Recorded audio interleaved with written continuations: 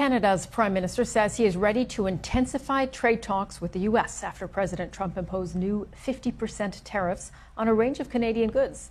The White House says the import taxes on items from hockey sticks to cement are punishment for Canadian discrimination against key U.S. industries. It comes amid stalled negotiations to amend the trade deal President Trump reached with Canada in his first term. Mr. Trump already levied tariffs of 15% to 35% on some major Canadian exports, while Canada has its own counter tariffs ranging up to 25%.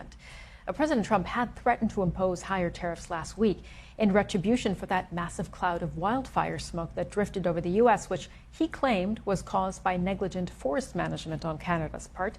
But there is no mention of wildfires in the tariff orders that President Trump signed on Monday. Canada may have just turned Trump's biggest trade move into its own advantage. While the U.S. slapped 50% tariffs on Canadian goods, Canada refused to panic or strike back. That unexpected decision could leave Washington facing pressure it never saw coming. President Donald Trump signed executive orders imposing new 50% tariffs on a broad range of Canadian exports, commercial cement, industrial materials, wine, hockey sticks, and consumer goods across multiple categories. Energy, potash, critical minerals, and fish received temporary exemptions. The tariffs take effect in 30 days. Canada's Prime Minister Mark Carney issued a formal response the same day. He did not announce matching tariffs. He did not escalate publicly. He described the measures as a direct violation of CUSMA and said Canada stands ready to intensify negotiations in the coming weeks. The specific products targeted by the July 20th proclamations reveal the American framing of the dispute. The White House justified the 50% rate by citing Canada's discrimination against American commerce in the automotive, dairy, and alcoholic beverage sectors. In the automotive sector, the American complaint is that Canada's retaliatory counter tariffs on American vehicles discriminate against U.S. motor vehicle exports. In the dairy sector, the long-standing American grievance is that Canada's supply management system restricts American dairy access beyond the CUSMA-agreed tariff rate quota. In the alcohol sector, the American complaint is that provincial liquor board restrictions on American wine, spirits, and beer constitute discriminatory market access barriers. Canada's position on all three is documented and consistent. Canadian counter-tariffs are legally justified responses to American tariffs that violate CUSMA first, and provincial liquor board decisions are lawful domestic policy responses that will be lifted when American tariffs are removed. Canada has made a series of detailed and comprehensive proposals to resolve this dispute and to modernize CUSMA. We stand ready to intensify those discussions in the coming weeks, Carney said in a statement. The legal architecture of the July 20th tariffs reflects a constraint the Trump administration has been managing since the U.S. Supreme Court struck down the IEEPA Emergency Tariff Authority earlier in 2026. That ruling forced the administration to identify alternative legal mechanisms for imposing trade measures that it could no longer ground in the IEEPA Emergency Powers Framework. The July 20th proclamations used different statutory authority, including Section 122 of the Trade Act, which the Axios reporting noted is an authority expiring later in the week of the announcement. The legal basis for these specific tariffs is therefore not the same as the legal basis for the earlier IEEPA grounded measures, which has immediate implications for both the sustainability of the tariffs and for Canada's legal challenge options at the WTO and under CUSMA's dispute settlement mechanisms. Carney's formal statement described the July 20th action as the latest in a series of unilateral U.S. trade actions that began with the U.S. imposing a series of tariffs in direct violation of the Canada-United States-Mexico Agreement. That framing characterizing the entire sequence of American trade actions since February 2025 as a continuous violation of CUSMA rather than as discrete policy decisions is the foundational legal position Canada brings into any WTO or CUSMA dispute settlement proceeding.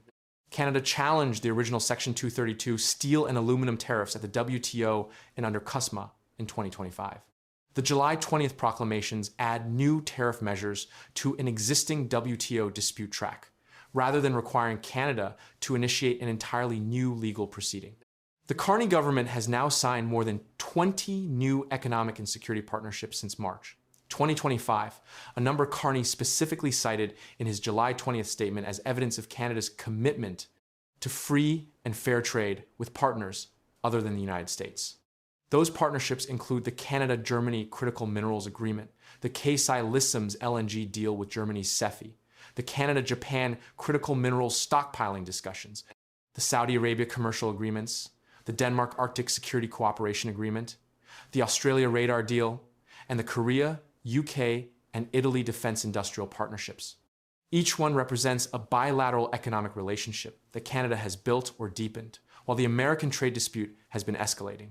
The 20-plus partnerships are not listed, incidentally. They are cited specifically to demonstrate that Canada's trade diversification has been proceeding concurrently with its American engagement, and that Canada does not need the American trade relationship to improve before its other economic relationships can advance. The Canadian Chamber of Commerce's response to the July 20th announcement described the tariffs as a regrettable escalation and called on both governments to use the 30-day window before implementation to advance negotiations. That framing, treating the 30-day implementation delay as a negotiating window rather than a grace period, is exactly how Carney's own statement positioned Canada's response. The 30 days are not a countdown to additional Canadian retaliation. There are 30 days during which intensified negotiations can either produce a framework that prevents the tariffs from taking effect or establish the record of Canadian good faith engagement that strengthens Canada's legal position if the tariffs proceed. Ontario Premier Doug Ford's response to the July 20th announcement was characteristically more direct than Carney's. Ford posted on social media, "If you're picking fights with Canadians, you don't have a friend in the world." That statement, simultaneously a declaration of Canadian solidarity and a warning about the diplomatic consequences of sustained tariff pressure on a G7 ally, describes the broader political environment in which Carney's Intensify, Don't Retaliate strategy is operating. Canadian public opinion has hardened against the American trade posture across party lines and regional boundaries since early 2025. The political constituency for de-escalation concessions is small. The political constituency for standing firm is documented in Carney's +23 net approval rating. The 30-day window Carney has committed to using for intensified discussions is the same window the Canadian Chamber of Commerce, the Automotive Parts Manufacturers Association, and other Canadian industry groups are watching. Flavio Volpe, president of the APMA, told CBC's Power and Politics that we shouldn't panic over the new tariffs, describing them as a likely negotiating tactic. That characterization, tariffs as a negotiating signal rather than a permanent commercial policy, is consistent with the pattern the Trump administration has used throughout the bilateral trade conflict. Announce a tariff, create pressure, offer a 30-day implementation window, and see what the other side brings to the table before the clock runs out. Canada's documented negotiating record over the past 18 months is the context in which Carney's intensification offer should be understood.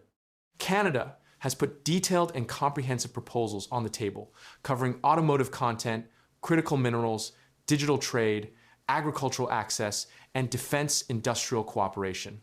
The American side, as reflected in the July 20th proclamation's stated justifications, has characterized Canada's counter-tariff measures as the underlying source of the dispute rather than as proportionate responses to American violations of a trade agreement Trump himself negotiated in his first term.